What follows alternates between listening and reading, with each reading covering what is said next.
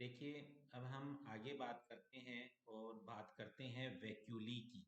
वैक्यूली को हम रिक्तिका भी कहते हैं।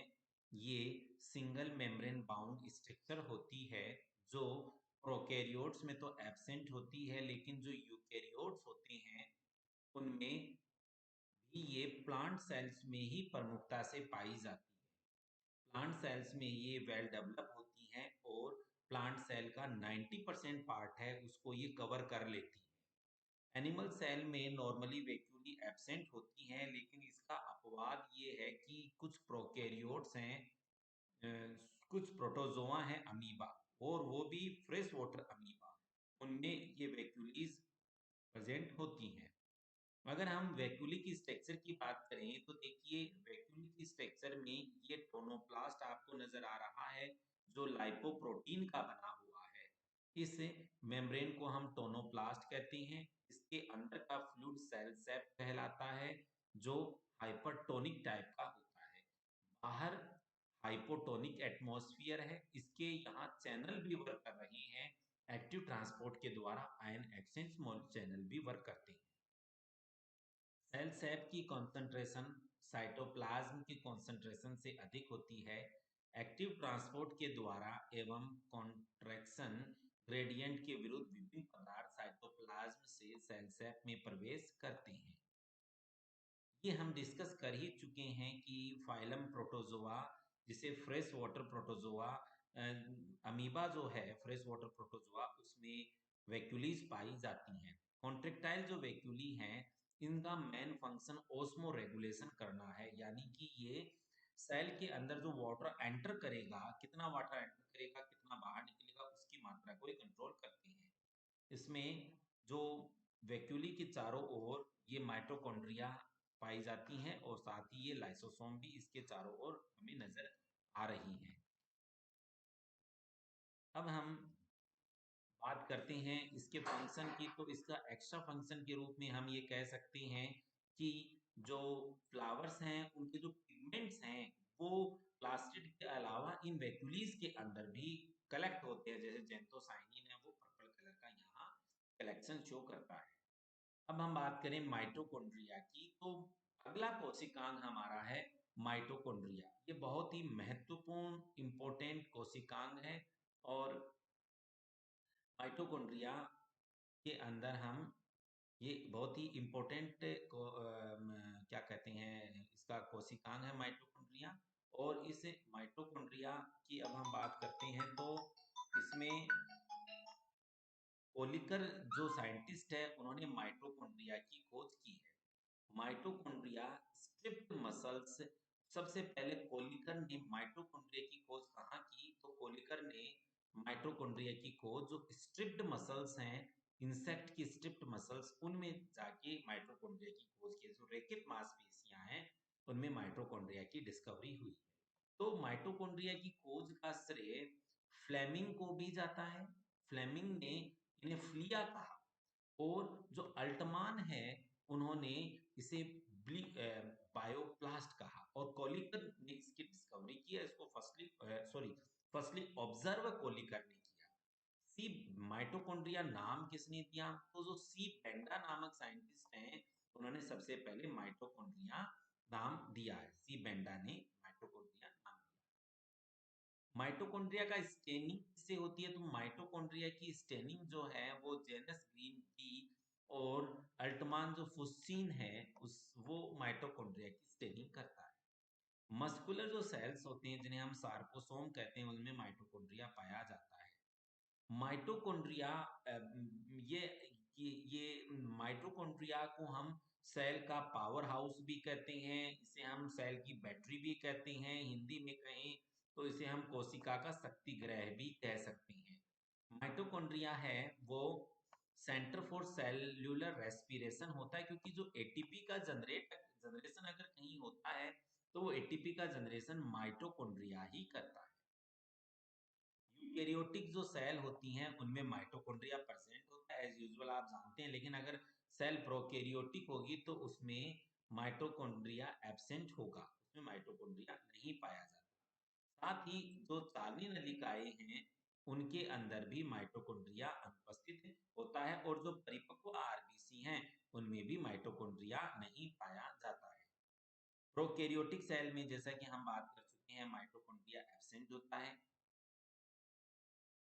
और जो माइटोकॉन्ड्रिया है वो डबल मेम्ब्रेन स्ट्रक्चर होती है। तो इसकी स्ट्रक्चर आगे हम देखेंगे तो आप जानेंगे कि माइटोकॉन्ड्रिया की स्ट्रक्चर है वो डबल मेम्ब्रेन होती है। ये देखिए, एक तो इसकी ये सिंगल लेयर हो गई, एक इसकी और लेयर हो गई, तो ये माइटोकॉन्ड्रिया डबल मेम्ब्रेन स्ट्रक्चर होती है जो लाइपोप्रोटीन की बनी होती है। इसकी ये आउटर लेयर है जो 60 टू 75 एंगस्ट्रॉम की होती है, इनर लेयर है वो भी 60 टू 75 एंगस्ट्रॉम मोटी होती है।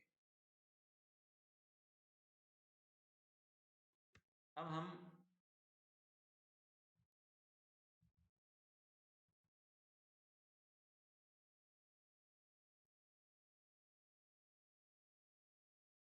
माइटोकॉन्ड्रिया के मेम्ब्रेन की ही बात कर रहे हैं, आउटर मेम्ब्रेन और इनर मेम्ब्रेन की। तो अब हम इसमें आउटर मेम्ब्रेन और इनर मेम्ब्रेन के स्ट्रक्चर की बात करें तो देखिए कि आउटर मेम्ब्रेन भी फॉस्फोलिपिड की बनी होती है, लेकिन उसमें लिपिड कंटेंट अधिक होता है और प्रोटीन कंटेंट कम होता है। जो इनर मेम्ब्रेन होती है उसमें प्रोटीन अधिक पाया जाता है, जो कार्डियोलिपिन प्रकार उपस्थित होता है उसमें कार्डियोलिपिन। दूसरा, इसमें जो आउटर मेम्ब्रेन होती है वो फॉस्फोटाइडिल कोलिन यानी लेसिथिन अधिक पाया जाता है, जबकि इसके अंदर जो इनर माइटोकॉन्ड्रियल मेम्ब्रेन होती है उसमें ईटीएस इलेक्ट्रॉन ट्रांसपोर्ट जो सिस्टम होते हैं उसके एंजाइम उपस्थित होते हैं। दोनों मेम्ब्रेन के बीच में पेरी माइटोकॉन्ड्रियल स्पेस पाई जाती है। देखिए, अगर ये माइटोकॉन्ड्रिया है और आउटर माइटोकॉन्ड्रियल मेम्ब्रेन है, ये इनर माइटोकॉन्ड्रियल मेम्ब्रेन है, उन दोनों के बीच में पेरी माइटोकॉन्ड्रियल स्पेस नहीं पाई जाती, सॉरी, पेरी माइटोकॉन्ड्रियल स्पेस पाई जाती है, जिन्हें हम इनर मेम्ब्रेन स्पेस भी कहते हैं, और ये 80 टू 90 80 टू 100 एंगस्ट्रॉम साइज की होती है। Single circular double stranded DNA, mitochondria की अगर स्ट्रक्चर की बात करें तो इसके अंदर जो डीएनए पाया जाता है वो आपका डबल स्ट्रैंड डीएनए पाया, सॉरी, इसमें single circular double strand DNA पाया जाता है जो प्रोकैरियोट से मिलता जुलता है। इसमें 70s टाइप के राइबोसोम भी पाए जाते हैं, और जो मेमेलियन माइटोकॉन्ड्रिया है उसमें राइबोसोम जो हैं वो 55s, जिसमें 25 35s पाए जाते हैं। ये सेमी ऑटोनोमस कोशिकांग होता है। माइटोकॉन्ड्रिया जो है वो फ्रेगमेंटेशन के द्वारा यानी टूटने के द्वारा उसका बायोजेनेसिस होता है, एक माइटोकॉन्ड्रिया से नए माइटोकॉन्ड्रिया का फॉर्मेशन होता है। सेल के टोटल एंजाइम का 70% एंजाइम जो हैं वो माइटोकॉन्ड्रिया में ही प्रेजेंट होते हैं। जैसे माइटोकॉन्ड्रिया में कौन कौन से एंजाइम होंगे? क्रेब साइकिल के एंजाइम होंगे, इलेक्ट्रॉन ट्रांसपोर्ट सिस्टम के एंजाइम होंगे, ऑक्सीडेटिव फॉस्फोराइलेशन के एंजाइम होंगे, फेट के बीटा ऑक्सीडेशन से जुड़े हुए एंजाइम होंगे। तो 70% जो सेल के एंजाइम होंगे वो माइटोकॉन्ड्रिया में होंगे। माइटोकॉन्ड्रिया का खुद का राइबोसोम होता है, माइटोकॉन्ड्रिया में खुद का डीएनए पाया जाता है। तो ये एक प्रकार का ऑटोनोमस कोशिकांग है। तो ये मानते भी हैं कि माइटोकॉन्ड्रिया है वो एक पहले कोई बैक्टीरिया थी जिसका जिसका सिम्बायोसिस हो गया सेल के अंदर, और माइटोकॉन्ड्रिया का उसमें सिम्बायोसिस हो गया है, और माइटोकॉन्ड्रिया का उसमें वो माइटोकॉन्ड्रिया में रहने लग गई है। अब इस डायग्राम की हेल्प से हम इसको समझ लेते हैं। तो देखिए, डायग्राम ये एक्सप्लेन कर रहा है कि ये माइटोकॉन्ड्रिया की आउटर मेम्ब्रेन है, ये माइटोकॉन्ड्रिया की इनर मेम्ब्रेन है। आउटर और इनर मेम्ब्रेन के बीच में ये पेरी माइटोकॉन्ड्रियल स्पेस है, ये नजर आ रहा है, जो 80 टू 100 एंगस्ट्रॉम की साइज का होता है। इस माइटोकॉन्ड्रिया की मेम्ब्रेन की इनर सरफेस जो है, इनर मेम्ब्रेन है, वो अंदर की ओर अंगुली नुमा धसी हुई है, जिसे हम ऑक्सीसोम्स भी कहते हैं। ये ऑक्सीसोम्स के ऊपर आप ये देखिए, ऑक्सीसोम ऑक्सीसोम के ऊपर कुछ पिन लाइक स्ट्रक्चर जुड़ी हुई हैं, जिन्हें F1 पार्टिकल या एलिमेंट पार्टिकल भी कहते हैं। ऑक्सीसोम नाम एफ मोरेन नामक साइंटिस्ट ने दिया है। ये एक ऑक्सीसोम की स्ट्रक्चर है। पहले माइटोकॉन्ड्रिया की स्ट्रक्चर की बात कर लें तो माइटोकॉन्ड्रिया के सेंटर में आप ये देख रहे हैं, आपको नजर आ रहा है सर्कुलर डबल स्टैंडर्ड डीएनए। ये सर्कुलर डबल स्टैंडर्ड डीएनए है, ये माइटोकॉन्ड्रिया की मैट्रिक्स है। तो माइटोकॉन्ड्रिया की इनर मेम्ब्रेन, माइटोकॉन्ड्रिया की मैट्रिक्स, इसमें राइबोसोम भी है 70s टाइप के। ये एंजाइम्स या इसमें एंजाइम्स पाई जाती हैं जिसके कारण क्रेब साइकिल, इटियर साइकिल, ऑक्सीडेटिव फॉस्फोराइलेशन में कंप्लीट होता है। ये देखिए 70s राइबोसोम इंडिकेट किया गया है। माइट ये ऑक्सीसोम जो इनर मेम्ब्रेन से जुड़े हुए हैं उसकी स्ट्रक्चर की अगर हम बात करेंगे, जिसपे ऑक्सीडेटिव फॉस्फोराइलेशन की एक्टिविटी होती है, और ऑक्सीडेटिव फॉस्फोराइलेशन की प्रोसेस से ही एटीपी का जनरेशन होता है। इनर मेम्ब्रेन का ये जो बेस है जिसे हम F0 पार्टिकल कहते हैं, F0 ये स्टेक है, स्टेक के बाद में ये F1 हेड लाइक स्ट्रक्चर है।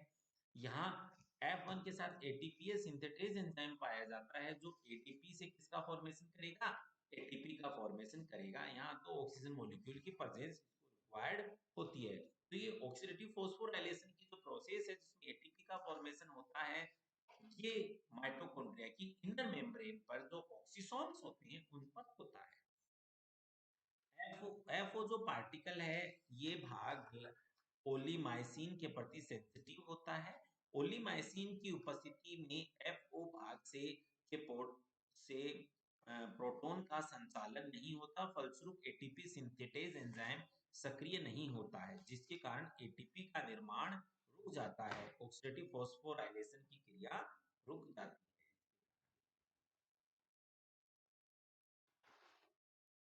अब हम थोड़ा सा और बात करते हैं। माइटोकॉन्ड्रिया की जो मैट्रिक्स है उसकी पीएच एल्कलाइन होती है। डीएनए का रेप्लिकेशन, ट्रांसक्रिप्शन के एंजाइम भी पाए जाते हैं। माइटोकॉन्ड्रिया की मैट्रिक्स में DNA polymerase, RNA polymerase present होते हैं। अगर अब हम माइटोकॉन्ड्रिया के वर्क की बात करें कि माइटोकॉन्ड्रिया का क्या कार्य है, तो देखिए सेलुलर रेस्पिरेशन माइटोकॉन्ड्रिया का प्रमुख कार्य है, जिसमें क्रेब साइकिल के एंजाइम ऑक्सीडेटिव फॉस्फोराइलेशन के एंजाइम से एटीपी का फॉर्मेशन होता है, इसीलिए इसे हम पावर हाउस कहते हैं। माइटोकॉन्ड्रिया में बीटा ऑक्सीडेशन के एंजाइम प्रेजेंट होते हैं जो माइटोकॉन्ड्रिया की मैट्रिक्स में चलता रहता है। वाइटेलोजेनेसिस की प्रोसेस जिसमें योग का फॉर्मेशन भी माइटोकॉन्ड्रिया के द्वारा होता है। एमिनो एसिड का मेटाबॉलिज्म, यूरिया साइकिल, टेस्टोस्टेरोन का प्रोडक्शन, फोटो रेस्पिरेशन, ग्लाइकोजेनेसिस की प्रोसेस है वो माइटोकॉन्ड्रिया की मैट्रिक्स में होती है। तो अब हम माइटोकॉन्ड्रिया की स्ट्रक्चर के बारे में बात कर चुके हैं।